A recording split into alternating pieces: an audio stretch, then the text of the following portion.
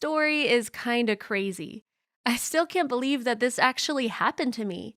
Let me tell you how I became the most popular girl at school, because I was the only girl at school. Growing up, I was not a very nice girl. I constantly got in trouble and refused to listen to what my parents told me to do. Mom and dad weren't too happy about me, and they tried everything to set me straight. I can tell you right now that nothing worked. I would get suspended at school constantly. It was a mess. Looking back, I understand that I should have acted differently. Back then, though, I thought I was so cool for acting up the way I did. Worse still, when I entered high school, I began hanging out with the wrong crowd. I still don't understand how I got tangled up with them. I went to public school since my parents couldn't afford a fancy private institution, so there were all kinds of teenagers there. The nice kids, the hardworking kids, the rebellious kids. You know, all the cliques that you can join. Well, I started hanging out with a really bad group. They skipped class all the time, spoke back to the teachers, and they were always getting in trouble. Really, I think at least one of them was sent to the principal's office almost daily. They had a terrible reputation at school, and they had really earned it. I thought they were so cool. Of course, I was wrong, but when I was younger, it seemed like a fun way to act. So I began trying so hard to be just like them. I dressed like they did and started rebelling against everything and anything. My parents, teachers, authorities, whatever I could protest against, I did it. If my parents wanted me to eat all the meat on my plate, I said I was a vegetarian. If I did poorly at school, I claimed I was making a stand against the system. The worst part is that I loved studying and often knew the right answers during the exams, but I didn't want my friends to think that I was a nerd, so I failed on purpose. My parents were in way over their heads, and they didn't know what to do about me any longer. They were really worried that I was throwing my life away, and I wouldn't be able to pick up the parts later on. When I finally grew up, I would be haunted by my past behavior, and it would be too late to change it. So they began searching for options. What could they do to make me understand I was making a big mistake, or at least to finally set me straight? That was when my uncle Lawrence came into the picture. Lawrence is terrific, but back then I thought he was so annoying. He was serious and worked so hard, and to me, that was lame. I now understand that he loves his job, and more importantly, he loves to help people out, especially his family. That was why he decided to talk to my parents and try to find a way to lead me down the right path once and for all. Lawrence ran a very prestigious school, and he wanted me to go there, free of charge. It meant that I could be a student at a really strict and prestigious institute, and my parents wouldn't be limited by their income. The only problem was, his school only admitted boys, and I was very much so a girl.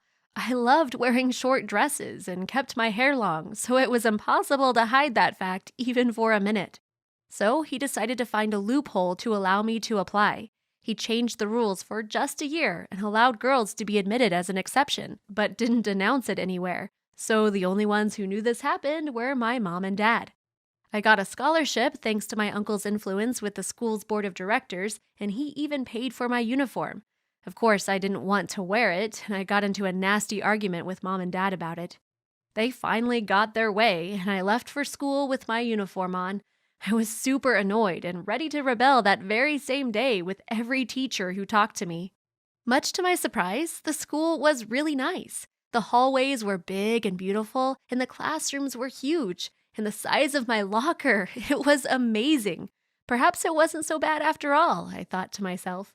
And then I began looking around and noticed that all the guys were so cute. I was amazed. Even better, all of them seemed stunned to see me there.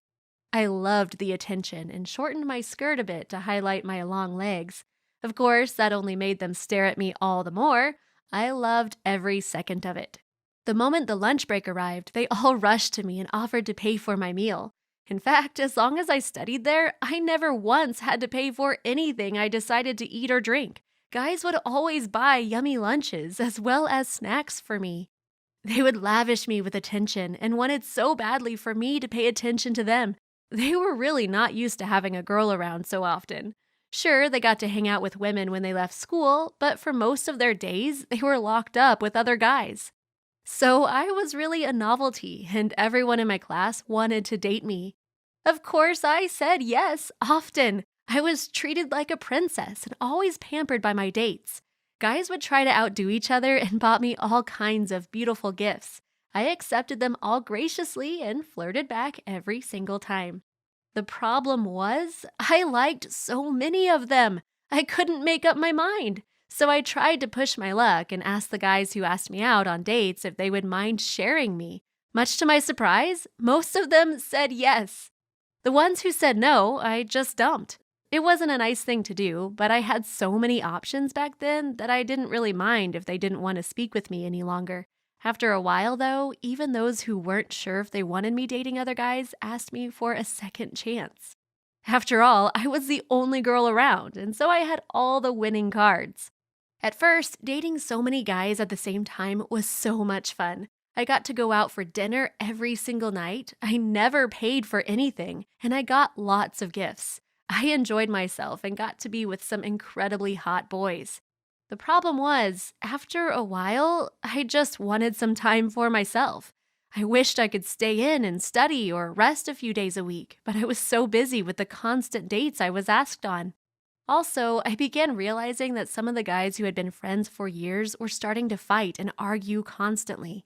I felt terrible about this. They were all so lovely, and I didn't want to be the reason why their friendship ended. It got so bad that my uncle, Lawrence, ended up calling me to his office. He asked me why there was so much tension in my classroom, and I finally broke into tears.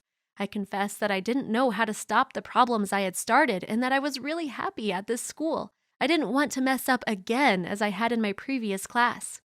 I didn't know what to do since I didn't want to break up with my boyfriends and have them all hate me. So my uncle asked me if I was really trying to change and be a better person. I said I was and promised I would work much harder on my studies if he helped me out. Lawrence had a brilliant idea, and he prohibited dating between students. That helped me out so much. I couldn't go out with any of them without breaking the rules and had the perfect excuse to say no without them getting mad at me. Everything seemed to be fine until I began having morning sickness. Mom took me to the doctor, and to our shock, we discovered that I was pregnant. Mom demanded to know who the father was, but I didn't know. I was devastated and apologized profusely for acting the way I had. I explained that I knew I had messed up and I shouldn't have let the situation get so messed up. Mom was mad at me, of course. Still, she was relieved that I was finally changing my ways and taking responsibility for my actions. My parents ended up helping me deal with my pregnancy, and they really were lifesavers. I couldn't have done it without them. I still don't know who the father of my child is, but I don't care any longer. One of the guys who had taken me out, Ryan, wasn't dissuaded by the no dating rule. He kept asking me to go out with him again and again. He explained that he really was in love with me and that I wasn't a silly fling to him. Even when I explained that I was pregnant, he still insisted that he wanted to be my boyfriend. I was so surprised. We began dating in secret so my uncle wouldn't get mad and suspend us. After a while, though, when we were really sure our relationship was serious, we ended up coming clean. My uncle accepted us dating as long as I didn't keep going out with any of the other guys. Ryan was so amazing to the baby and me. He is the sweetest guy in the world, and he loves me for who I am. That is so rare in a guy. I'm studying hard to graduate from college, and Ryan helps me study and babysits my kid often so that I'm not so stressed out. The baby could honestly be his biologically, but we don't want to do a test. He told me he loves my baby and that he'll be there for us no matter what. I think that he is going to propose tonight. He's been like a father to my baby, and I can't imagine being with anyone else. I fell utterly in love with him, and I can already see us spending our entire lives together and giving my baby lots of brothers and sisters. Ryan also helped me put my life back together, and he's always been there for me when I need him. My parents and Uncle Lawrence adore him. I know they'll approve of us getting married. Thank you for watching. Have you ever gotten yourself in a mess you didn't know how to fix? Let us know in the comments.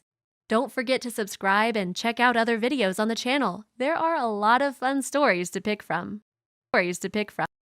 Hey guys, Mark here. Just wanted to make sure you're all aware we now have a Facebook page. The link is down below in the description, so go over there and give it a like or a follow. And if you find these videos entertaining, share it with your friends and family. We'd really appreciate that.